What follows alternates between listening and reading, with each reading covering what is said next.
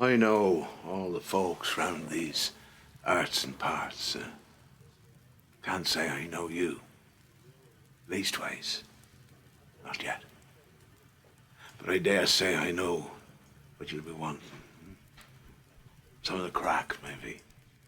A wee yarn with your sup, is it? No harm in that. Come on over. Warm yourself, I'll warn you, though. If it's the old Begorra and Blarney shenanigans you're after, you'll not hear them from me. Well, as such, like, pleases you, you sit on. I'll fill your ears. And see what story is meant for you on this dark old night.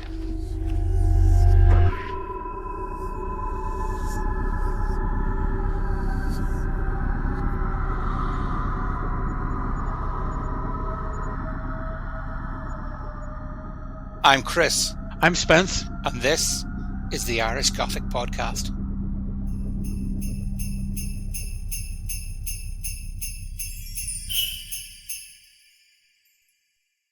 It's Christmas. How you doing, Spence? Ho, ho, ho, Chris. I'm doing very well, sir. Looking forward to doing very little over Christmas. Well, I think it'll just rain this Christmas. We don't get a white Christmas. We get a shite Christmas. Just like all the ones we had before. Yeah. Have you got all your presents in? Pretty much organised, buddy. Yes, we actually go to my sister-in-law's for Christmas dinner, so that takes a little bit of the hassle out of it, you know. Oh, it takes a bit of the pressure off. So Boxing Day would be our day. We don't leave the house. It's just sort of flop around the house, you know. Oh, Boxing Day? You mean St. Stephen's Day? Or is there another name for it there, Spence? Or world-famous hooks. Yeah, well, there is. As fate would have it, Chris, there is actually a rather peculiar, maybe somewhat unsettling tradition called Wren Day. Is that wren, and wren as in the bird? The birds, yep, and it takes place in Ireland, specifically Ireland, December 26th, as you say, Stephen's Day, Boxing Day, and it involves capturing a fake wren, a fake bird, and placing it on top of a pole.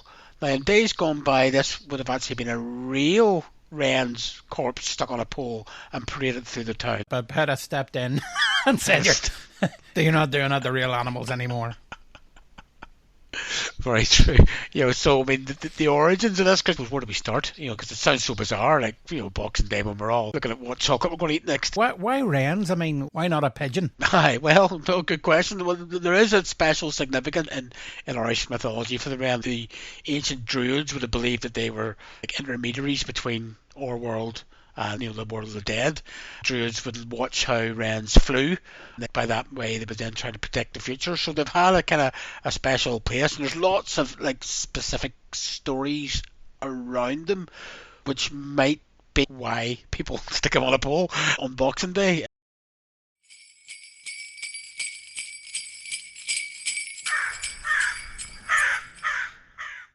Are wrens the birds that fly in unison? You get hundreds of them and they fly. I mean, there's one of the bridges in Belfast that has all these. Maybe that's starlings. Yeah, I'm thinking of starlings. Sorry, I completely. It could be starlings. You know, but what's that lovely word for when they do that? Is it murmuring? Yes, I think it is. And they fly in sort of sequence. But anyway, we're off on a different bird here. We're ornithology at its best. This is ornithology is the right word, isn't it? That's bird watching. I do believe so. Yeah, welcome to the Ornithology Podcast.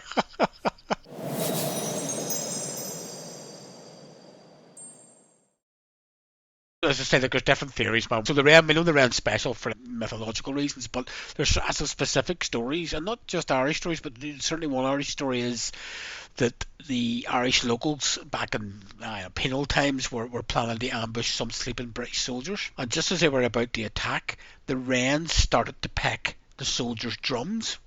That woke the soldiers up, and the attack was thwarted. So the wren then was known as a bit of a treacherous, tricksome bird and became known as the Devil's Bird. Oh, the Devil's Bird. That's a queer nickname. There's other tales that recount that, like on St. Stephen's Day, the bird betrayed other Irish soldiers by alerting Vikings to their presence with loud song.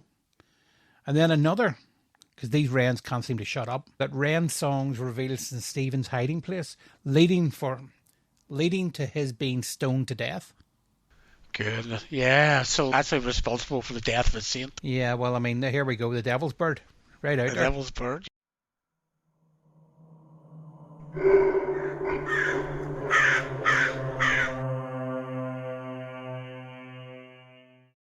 There's another connection with Irish mythology as well. The goddess of the underworld, Clina, she used to seduce men into the sea, maybe a little bit Kelpie-esque there.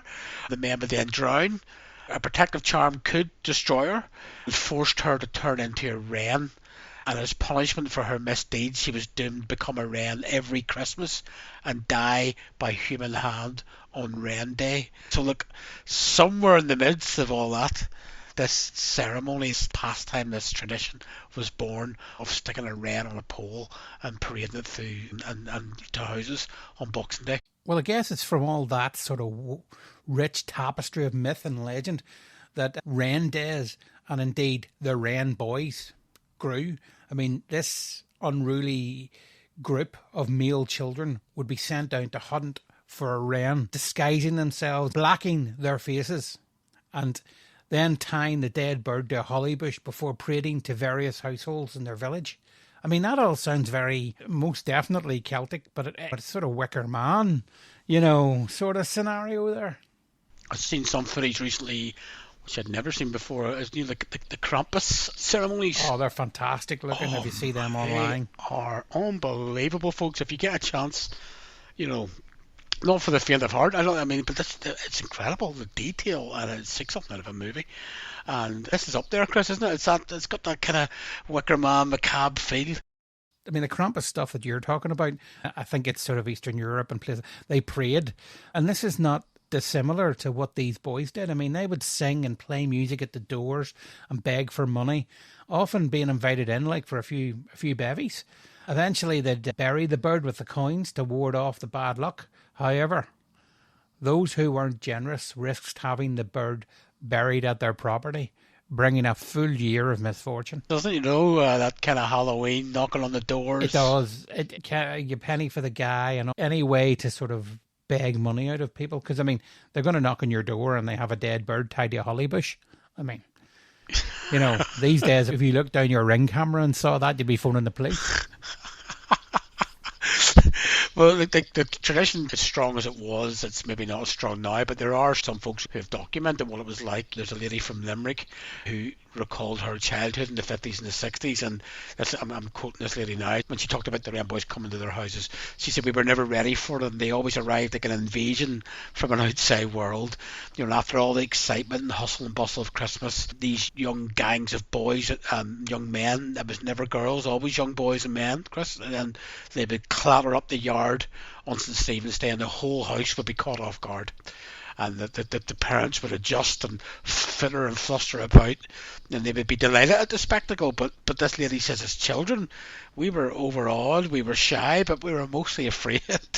It's a long way, I suppose, from that kind of cosy Christmas scene when these Wren Boys came a-calling. It's maybe down around Limerick, and she said that their sudden appearance, even now, she remembers how much of a shock it was, and the flurry of excitement it caused when these Wren Boys came calling. I mean, even when you think about today, as we obviously don't have Wren Boys running about, but it's still celebrated in terms of, probably just before Christmas, where children go caroling sort of from door to door. Sometimes people get dressed up in older clothes, Victorian maybe, or put coal in their faces. Frowned upon these days to an extent, but it's more for fun than to ward off bad luck. Yeah, it's funny you talking about the black in the faces. I remember a tradition that we had as a kid on New Year's Eve. It ties into those great bonds we have with Scotland, the first footing. No, I haven't heard of this. So the tradition is, it's a Scottish tradition. I don't know where my mum and dad got it from. Turns out why it was relevant to us, but I suppose it's maybe an Ulster Scots thing. But whoever was the dark-haired child in the house, or dark-haired person in the house, was to step outside the house at midnight with rub coal on their cheeks, knock on the door with a piece of coal, and you were the first person to enter the house on New Year's Eve, and I was the only dark-haired person in the house, so I got to freeze me backside off as a child in the street with a bit of coal. I have to admit, I've never heard that before, but it does chime in with all this bringing yourself good luck, and a lot of these sort of parades and things were for good harvest or to survive the winter. Yep. And as much as these traditions have sadly died away, or as you say, they've evolved maybe more than died away, apparently there are still counties across Ireland where there are wren parades, much more sanitised. No real burns injured in any way. So counties Kerry, counties Clare, Dublin, I think Dingle as well has a big procession for the wren boys to pay homage to that tradition, that Irish tradition.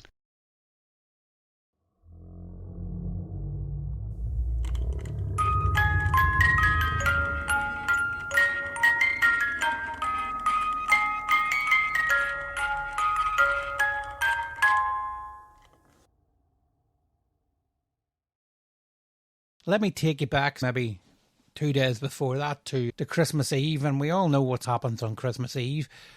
Our next little segment is about the big man himself, Santa Claus. What links the frozen peaks of the North Pole to the rolling green hills of Ireland, apart from the rain and the cold and possible snow? I couldn't, honestly, Chris, when you told me this, I honestly thought you were winding me up.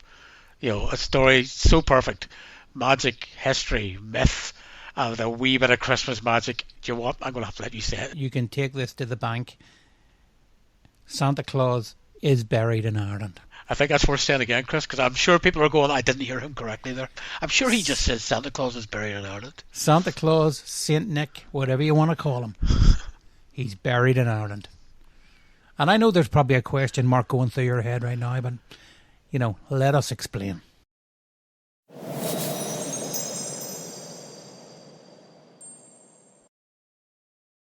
So the story goes that before he became that jolly rotund figure we all love, sliding down the chimney with presents and gifts, most folks know that Santa Claus was based on Saint Nicholas, a 4th century Christian bishop from Myra, and what I think is Turkey, yeah? Yeah, Turkey, a sort of red-suited figure. He actually, I think, wore black.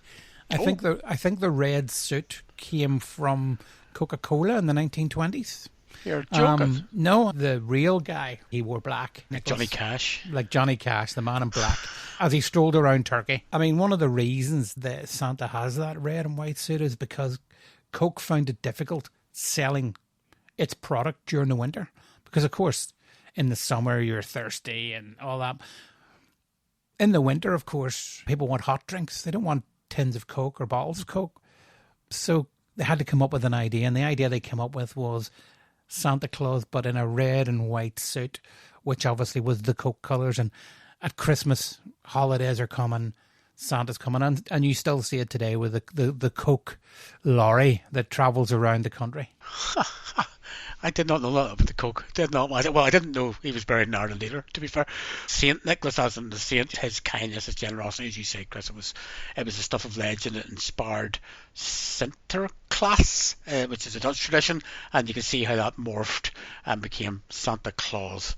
And then after his death on December 6th, 343 AD, his remains were interred in Myra, in Turkey. So how he got to Ireland, Chris? Well, here we go. He was obviously in Turkey on his holidays. No, he was in Turkey interred, and in the 12th century, the relics or the bones of St. Nicholas were reportedly stolen during the Crusades and transferred to Italy. But here's where Ireland enters the narrative.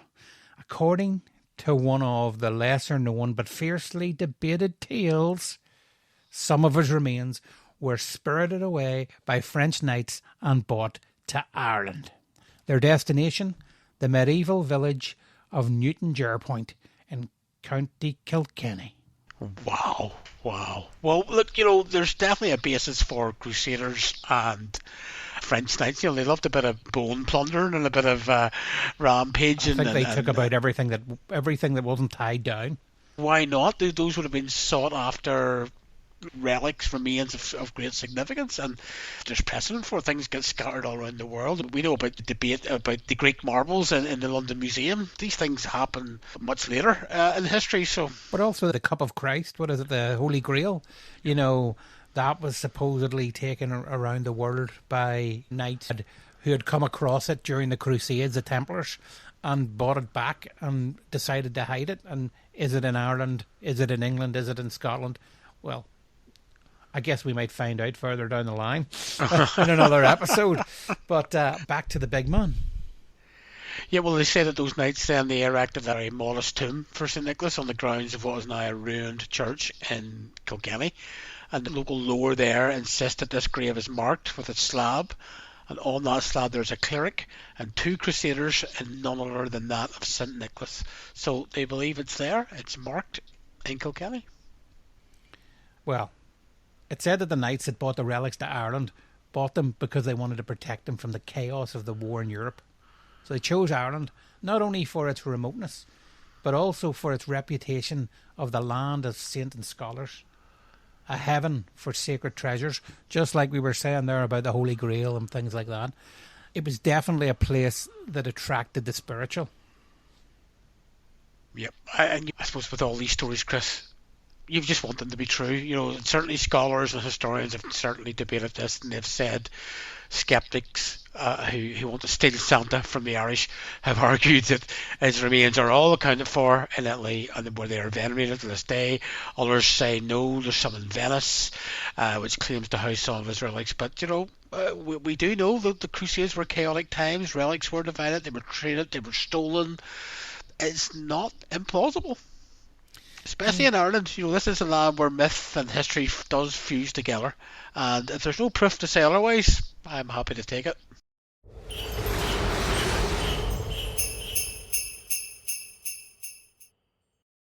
Fact or folklore, the idea that Santa Claus could be buried right here on the island of Ireland has captured the imaginations far beyond Kilkenny.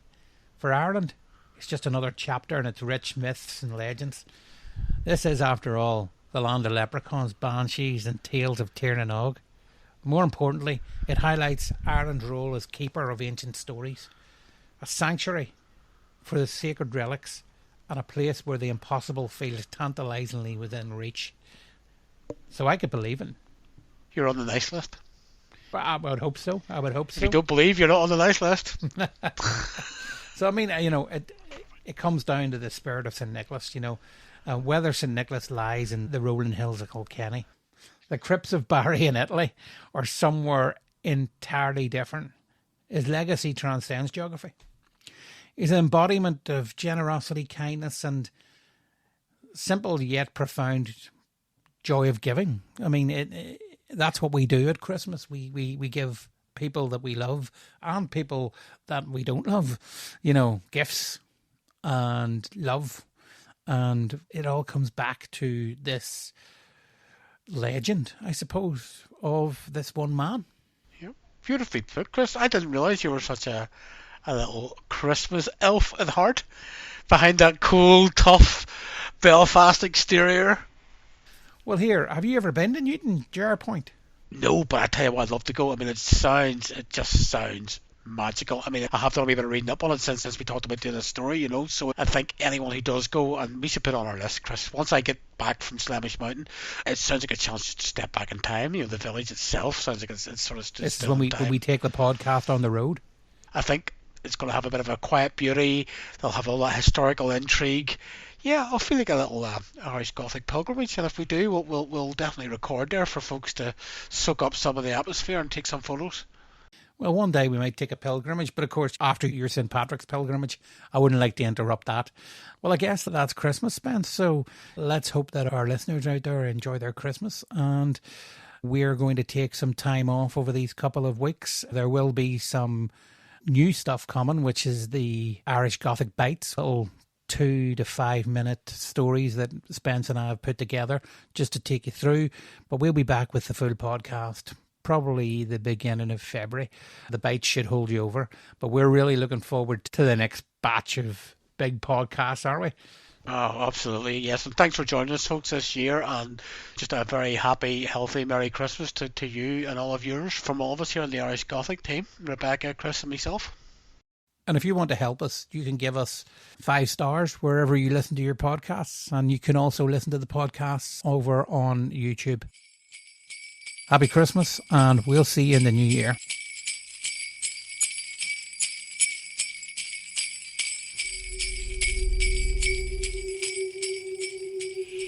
Looks like your story has found you. I wish it were another. But what's meant for you won't go by you. I'm sorry. No. No need to look so scared, eh? Enjoy the fire. Have a sup. Sure. Isn't it all just Irish Gothic? All just Irish Gothic.